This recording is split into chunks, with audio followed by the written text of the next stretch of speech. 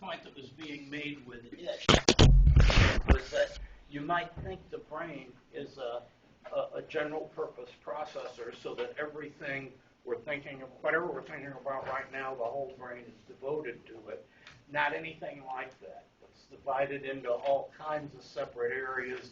Sometimes even use the term modules, where lots of things are being performed at the same time, most of them outside of consciousness.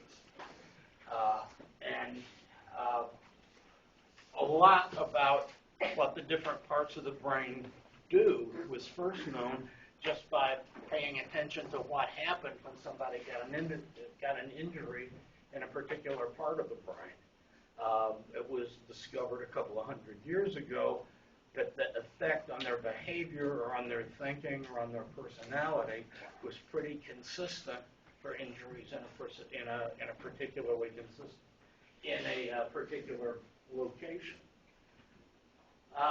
We're not going to get into this in a lot of detail. As a matter of fact, we'll probably finish up with it today.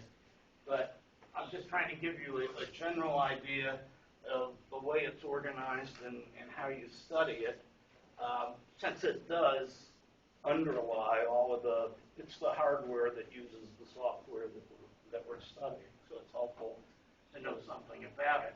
We're up front here in the frontal lobe, and especially the front of the front, called the prefrontal cortex. And I'll just flip through these quickly since we've already seen them. Evolutionarily recent, we are the only ones that have this big, massive structure up on the front of our brain. Not directly to the senses, because it takes information in from all of the senses and puts them together into ideas, presumably. Connected to emotional centers, which is why sometimes we have trouble thinking straight when we're feeling very emotional. The emotional centers are demanding priority, and they don't think straight.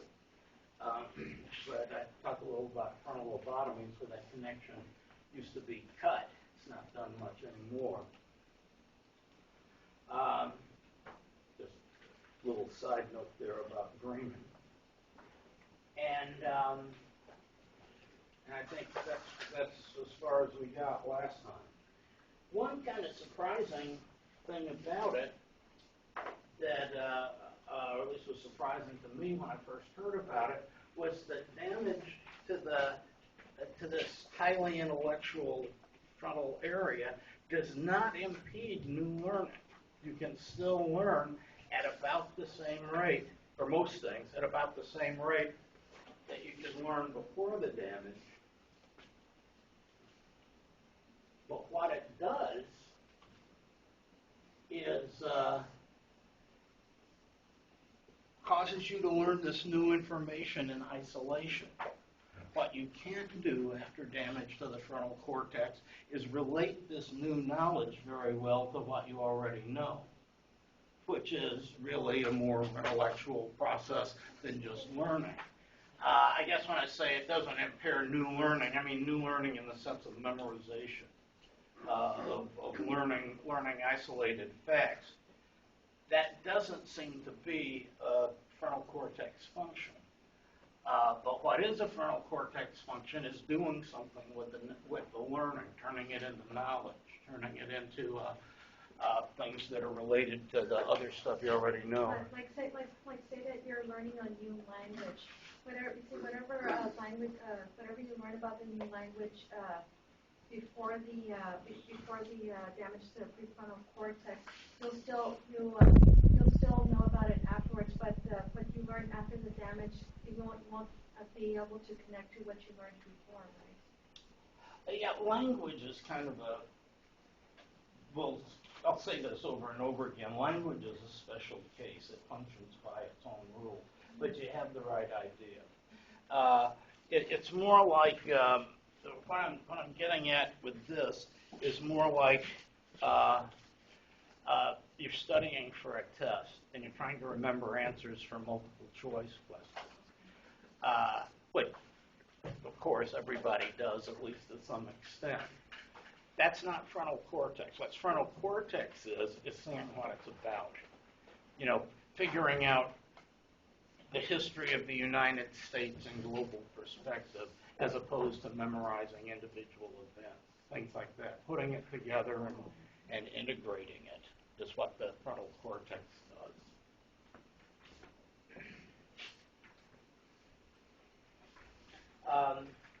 But the main thing that damage to the frontal cortex does, and I told you I'd show you this clip last time, the main thing that it does is do things that that it's hard to even imagine neurons are doing, but they are, because if you damage them, you lose the ability to do it. You lose the ability to plan. I mean, you even lose the ability to, what are you going to do this afternoon? I don't know. And you just go home and do whatever is there and don't even plan for the next day, much less plan for your life, much less look at what is important to me and how am I going to get it. Even doing a job with any responsibility at all is damaged. If somebody is there telling you exactly what to do, like a list of instructions, you can do that. But if you have to use any initiative at all, if you say, nobody told me to do this, but I know that there's been a lot of people tracking mud down the other hall, maybe I better mop that too. Somebody can't even do that if they've got damage to the frontal cortex. Anything looking into the future, anything planning, anything seeing the big picture. Now, it's so hard to believe that little nerve cells that just fire or don't fire can be doing that, but they must be, because if you kill them, you lose the ability to do it.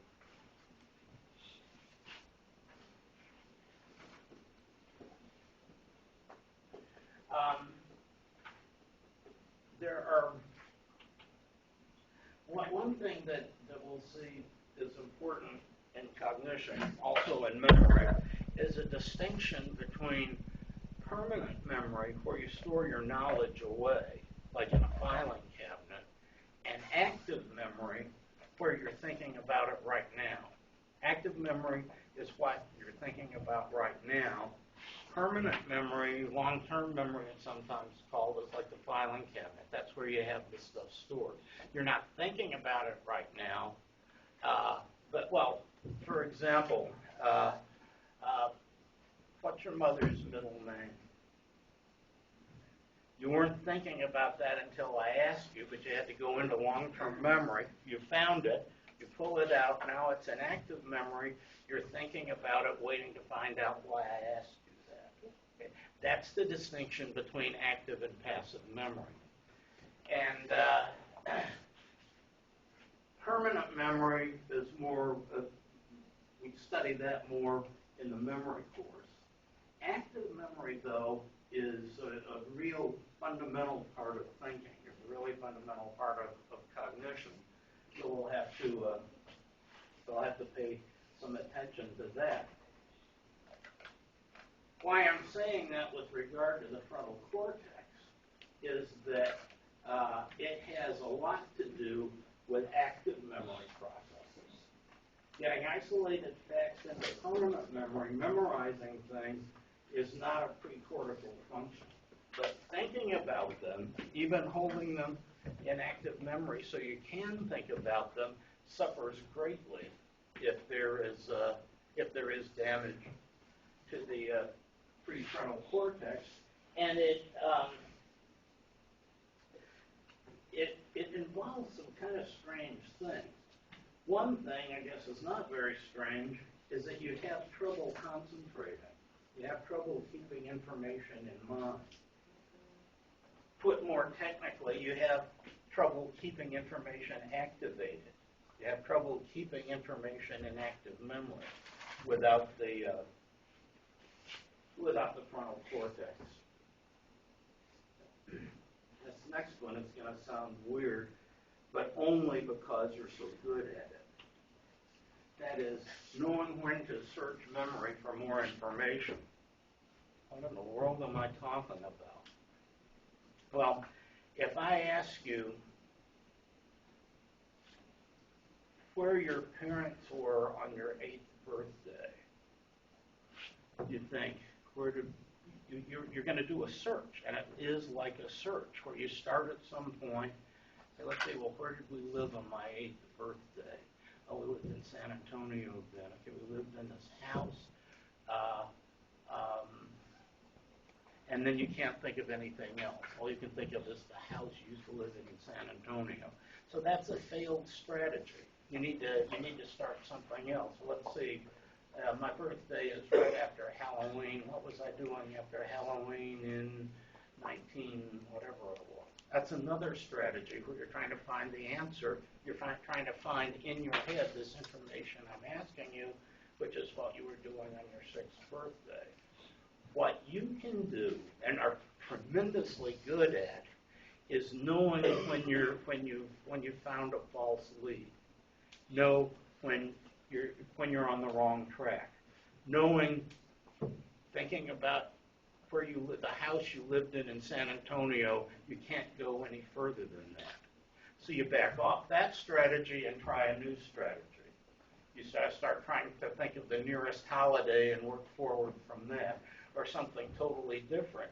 And you keep trying these different strategies until you find one that works. We are great at that. We're really good at that kind of strategic search of our memories. Unless we have damage to the frontal cortex, in which case, say, when I was 6, we lived in San Antonio. We lived in San Antonio when I was 6. 6, I lived in San Antonio. We lived in San Antonio then when I was 6. You can't recognize a dead end. You can't recognize that, no, it's time to quit thinking about this thing and search memory for new information. Now that's very hard to grasp at first because effective strategies come so natural to us. We don't even recognize them as strategies, but they are, and sometimes very complicated ones, sometimes very good ones. And we know when this strategy isn't working, so it's time to think of something else. That suffers when somebody has damage to the prefrontal cortex.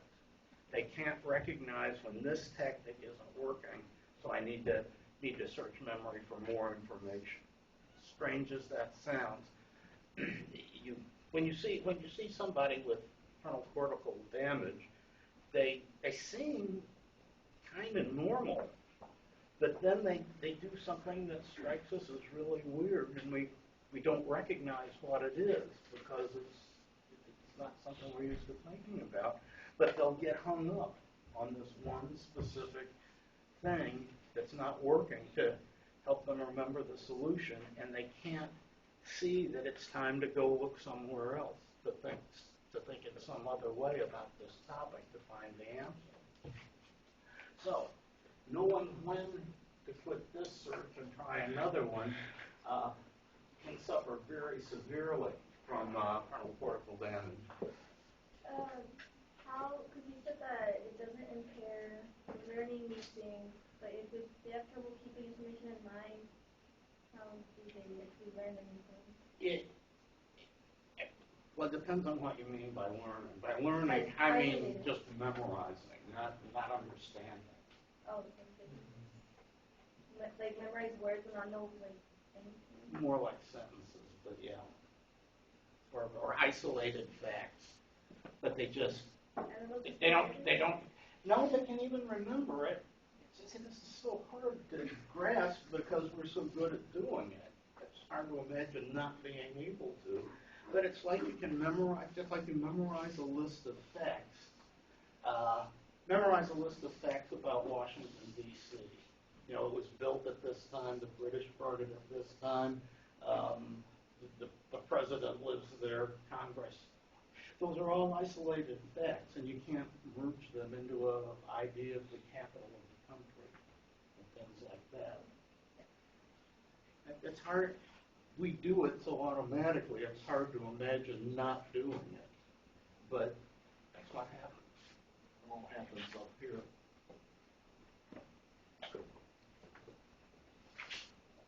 Anybody know the British burned down Washington in 1812? Most people know that. You know they did it in retaliation for us burning down Toronto. Anyway, that's free.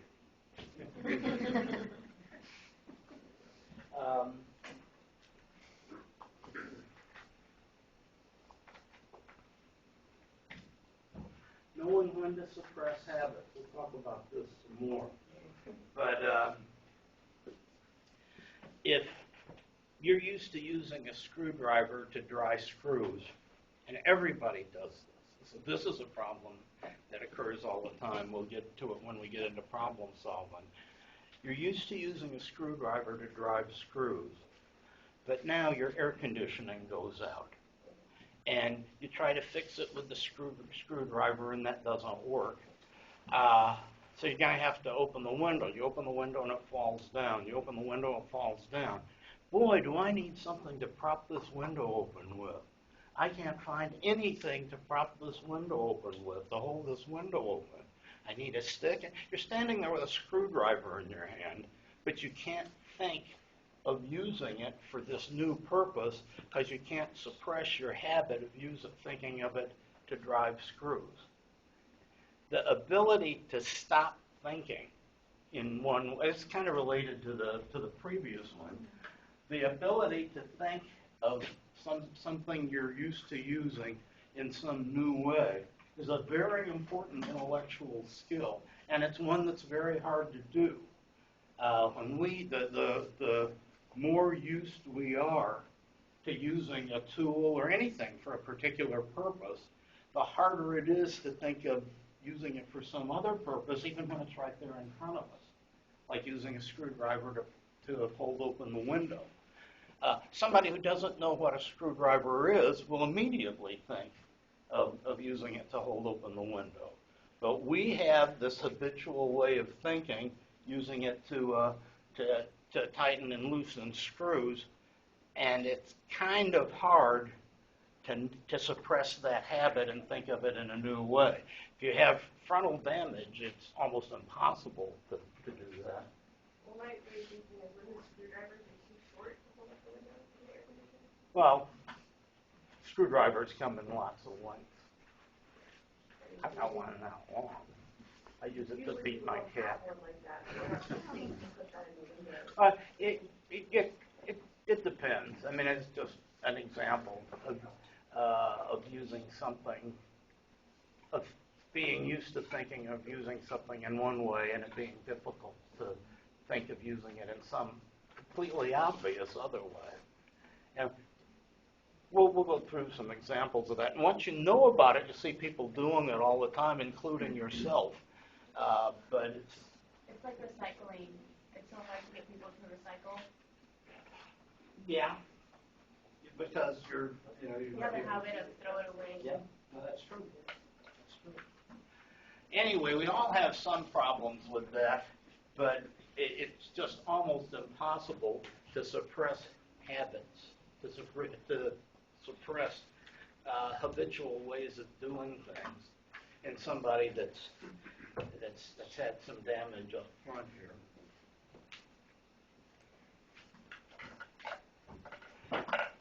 And I guess this is kind of redundant to some of the other stuff, but usually you see it listed separately. I need to solve this problem. What do I need to be thinking about to solve this problem? I really have to get through with all my requirements this semester. What do I need to be thinking about to think about how to do that? I know I'll think about going to the beach. I'll wonder if we're having a hurricane this year. Again, that sounds crazy, but the ability to focus, the ability to realize what you need to be thinking about to solve a particular problem, we take totally for granted because we do it so well. If you got damage to the frontal cortex, this is all happening up here. It's like this executive system that does all of the heavy thinking. And if it's injured, you really have a severe disability. because there's nobody running the show. You know, everybody can do their little, all of the parts of the brain can do their little tasks, but nobody's driving, so to speak. Nobody's giving the orders. And that really is a severe problem. How do you know when it's really severe? Like when you can't focus at all, or when it happens occasionally? Because I sometimes have that problem. Well, with every cognitive trap or problem we think of, you have a class. Oh, that's me. I've got that. That's called medical students' disease. The first year or two, medical students think they have everything in the book. Because you have, everybody has some of these characteristics, but it's got to be pretty severe before it's really a diagnosable problem.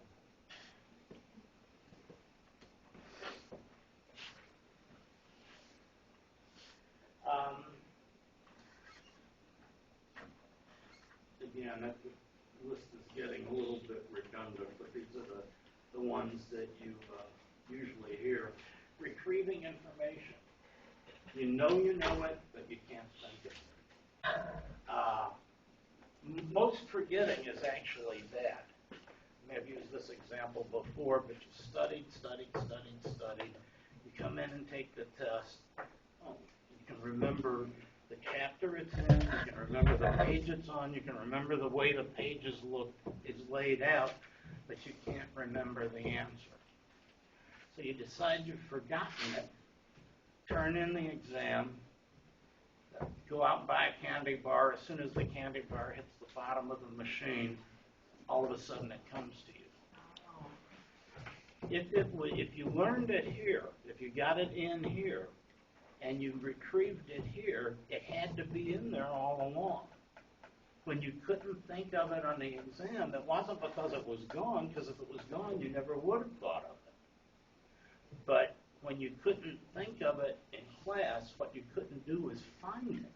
You couldn't retrieve the memory. And most forgetting is actually that. We don't lose much. Once we get information in, we don't lose it much.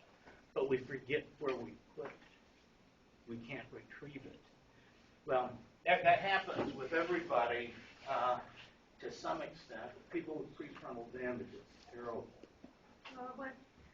What if people who just freeze up on tests and the answers don't come to them, and then the answers come to them after the test? There are a lot of reasons for not being able to retrieve information. It may be that you're thinking of something else, and we say we're blocking on something else. But it also may be strong emotions can be crippling to a lot of things, including the ability to think. And that happens. It happens a lot, especially if you have frontal cortical damage. This is kind of a quirky thing, this next one, but you probably see how it would happen from what we've already talked about. You have trouble telling how often something happens. Something happened a few times, something happened a medium number of times, something happened a lot. If you have prefrontal damage, you don't recognize how often something happened. I ask you, does that happen? Does that happen all the time? And you don't know. You know it happens, but you can't say how often it happens. You lose the ability to recognize frequency, to recognize often-ness. That probably results from the other problems we've been talking about, like keeping things in mind and being able to search memory, so you can't remember the other times it's occurred. But for whatever reason, one of the strange things about prefrontal damage is that you can't tell how often things happen.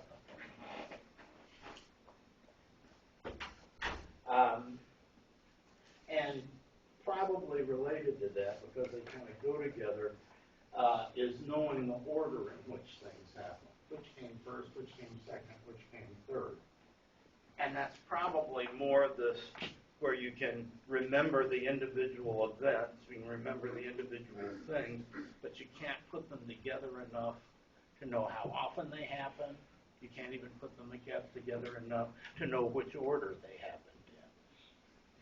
But anyway, we could go on and on about things that happen to people who have the frontal cortex damage, but you get the picture. It's not like somebody is instantly recognizable as having severe brain damage. They just seem odd. They seem like they're okay until you ask them how often something happens. They seem okay until you ask them, what are you going to do this afternoon? Things like that. That's what the frontal cortex has to do with it.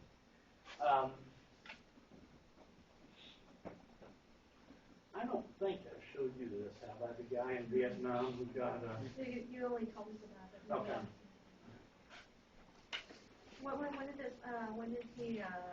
that happen? The damage. It must have been in the 60s. It was Vietnam, early 70s.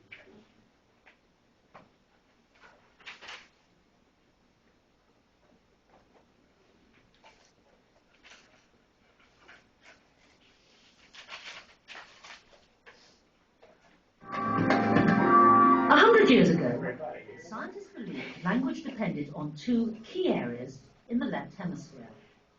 A region behind the ear, identified by a German doctor, Karl Wernicke, seemed to be responsible for overall meaning. It handled word selection and sentence construction. An area further forward, found by a French doctor, Paul Broca, was thought to control the last stage of generating the speech sounds. Since then, a far more complex picture has emerged.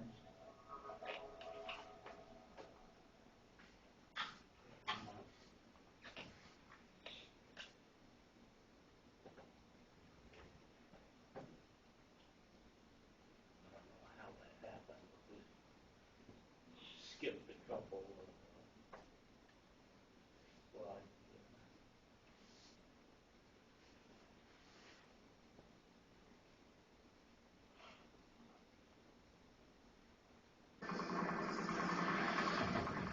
We were in control. We realized letting those ambush. And the grenade came in. The man in front of me and the man behind me were both killed. I just came out with 2 holes in it. X-rays revealed that shrapnel from the grenade had penetrated the front of Michael's brain. Michael has undergone a rather dramatic transformation. Before his injury, he was a bright, a very promising, and assertive soldier. And subsequent to his injury, Michael became unemployable, made many mistakes in social behaviors and relations, and has to live a much more limited life now.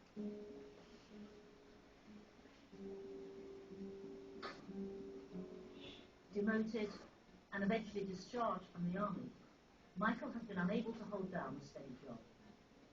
He's now working under supervision as a hospital janitor. He's a troubled young man. He doesn't know himself what he's doing or where he's going.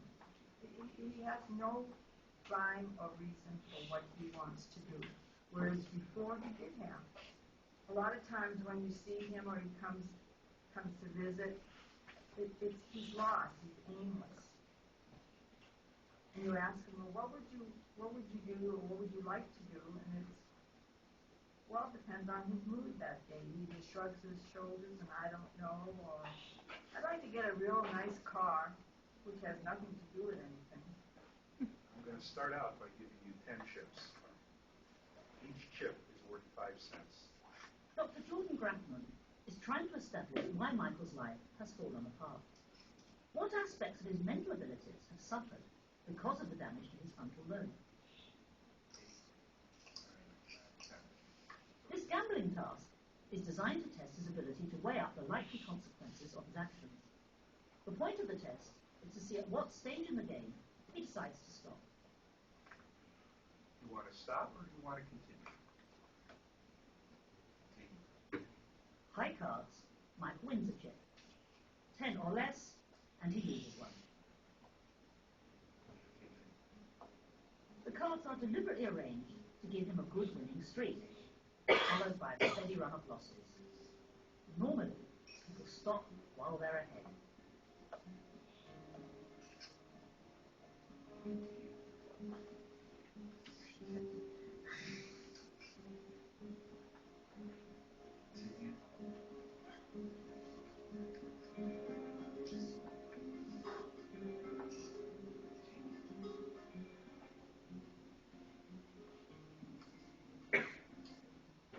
That's it. We're at the end. You gave me back all the chips. Why didn't you stop earlier? I wouldn't stop on third no card normally. It was my own money. Since it was your chips, so think. He's not stupid at all. That's a good idea. Despite coming up with what seemed like a rational explanation for his poor performance on this test, we know that in real life, Michael has a tendency to give away money. So in fact, it doesn't hold up under the strains and responsibilities of his own daily life. Michael's personal life has also suffered as a result of his brain damage.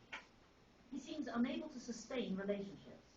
He now lives alone after a series of impulsive marriages. The second girl that I married, she was a runaway. And the reason she ran with me home was because her stepmother slapped her. And I don't even remember asking her to get married. And the third girl, she was a prostitute. So she was in a hurry to get married. I don't know why.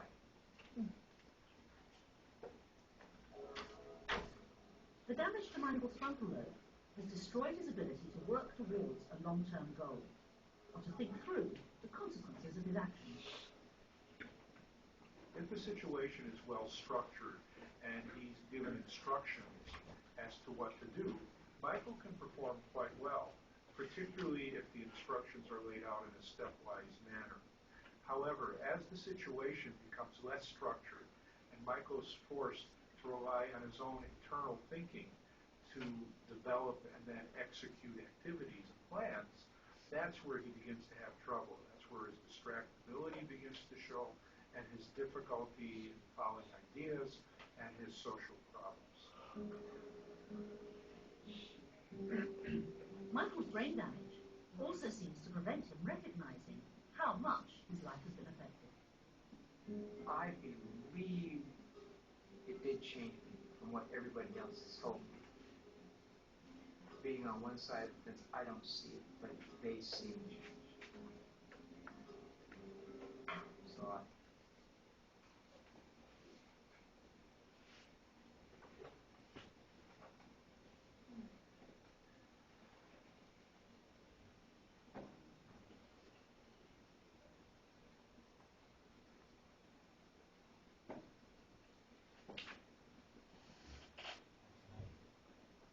Had a plan B, but lost the ability to execute it.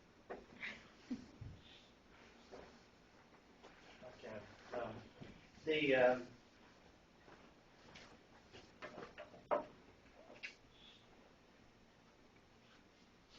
don't have it. Well, I don't know why, but the university computers seem to have a time limit in how much they'll accept in a PowerPoint, which I thought we were past, but I guess not. Anyway, we're almost done with that. There's about a minute left. And you've already gotten a good idea of the nature of the problem. While we're on this series,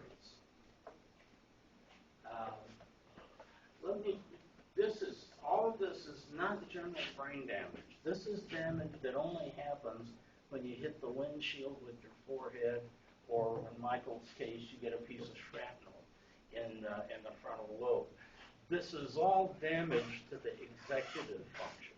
This is all damage to the part of you which lives in the front of your brain that knows what needs to be done, that sees the big picture. That's like the corporate CEO of your brain, so to speak. Other kinds of brain damage are much more noticeable and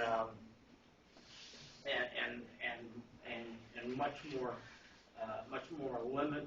Here's an example of that.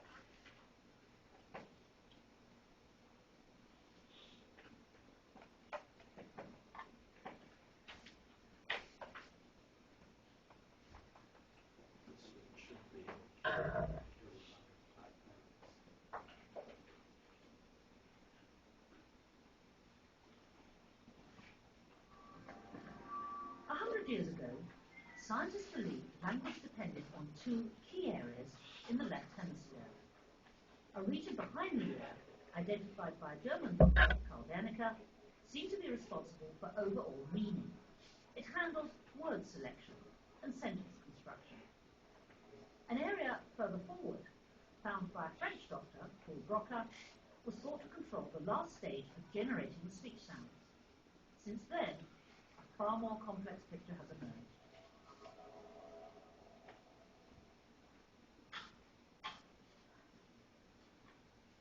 Ladies and gentlemen, I'm pleased to participate in this evening's discussion of health considerations in the development of energy sources. This guy giving a lecture. Considerations of business.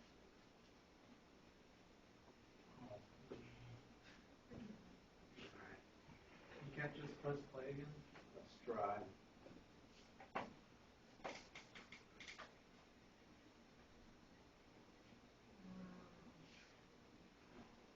I have no idea what this is. I'll get this fixed. I'll show it to you next time. This guy is a brilliant physicist who's giving lectures to UN centers and stuff like that. Had a stroke that just destroyed a large part of the brain that controls speech, controls language. And with a stroke, there are two kinds. Sometimes a blood vessel will burst and oxygen and nutrients won't get to a part of the brain for that reason, and then nerve cells die. Another kind of stroke does blockage and keeps the blood from getting there, and nerve cells die. But what happens when the nerve cells die is just incredible. It's this guy who's giving this speech, now when you ask him, I'm not going to try to go through the whole tape, but it's like he said, morning, eat, say, can't. He has the ability to say individual words, but he can't put them together into meaningful units. You got to see this, and I'll bring a CD next time, which I intend to do today. And we'll take a look at that then. The point I wanted to make was that we have frontal lobe where damage is very subtle but debilitating in its own way. We have other parts of the brain, when they're damaged, the effect is completely different. They're very devastating, but they're devastating in a fundamental way, so you can know as soon as the guy opens his mouth that there's something really wrong there. There are other things that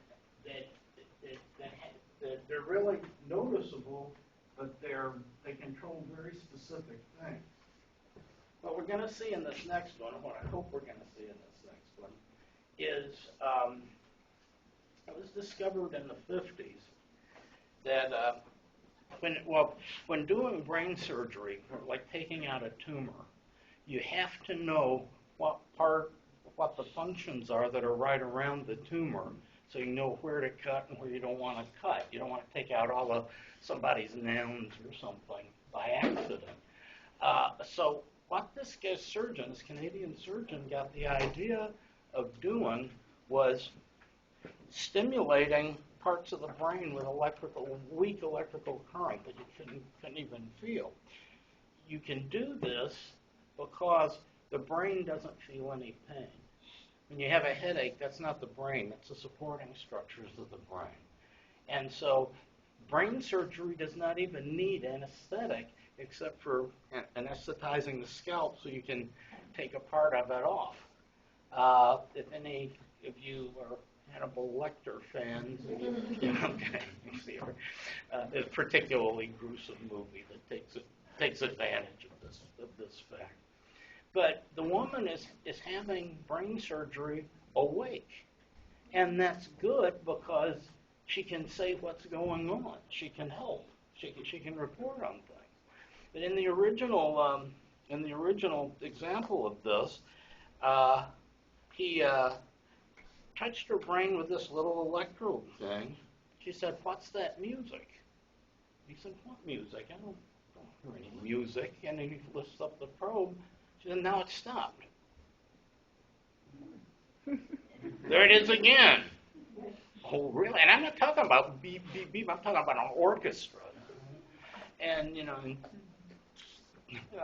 and every time he would touch this point, she would hear this orchestral music. And then when he'd take it away, it would quit happening. It was thought for a long time that what he was doing was stimulating a memory. But that wasn't true. It turned out that wasn't true. People would hear some things they couldn't possibly have ever heard before. What they're doing is creating perceptions, just stimulating not the memory processes, but the perception processes. And the person would create those sounds in their mind. Well, what I have for you next is an example of somebody undergoing that kind of surgery, which shows us how specific particular little bitty areas in the brain are because of what happens when you stimulate them or don't stimulate them.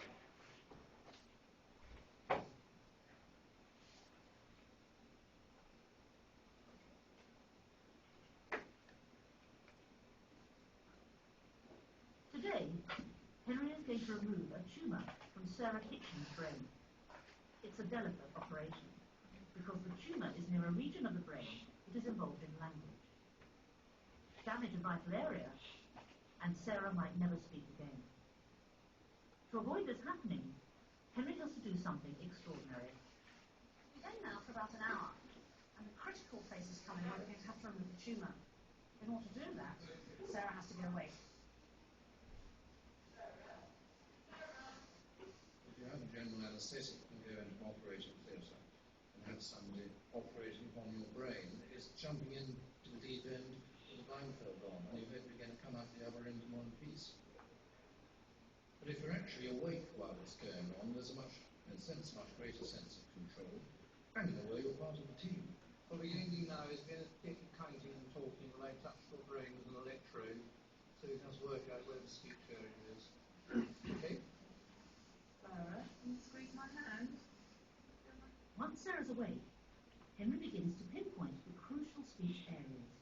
No. By using tiny pulses of electric current, he can jam temporarily the mental activity.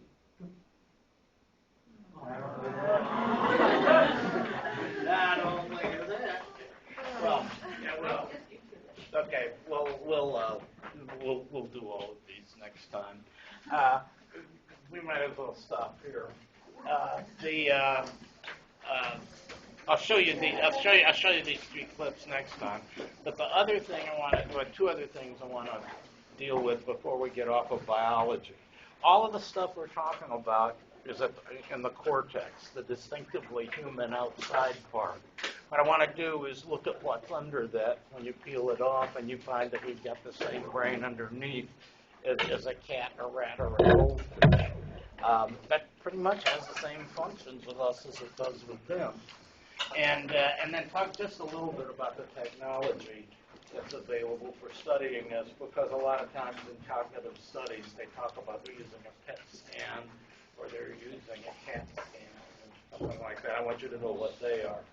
But we'll get to that next time. And henceforth I will always bring Pierce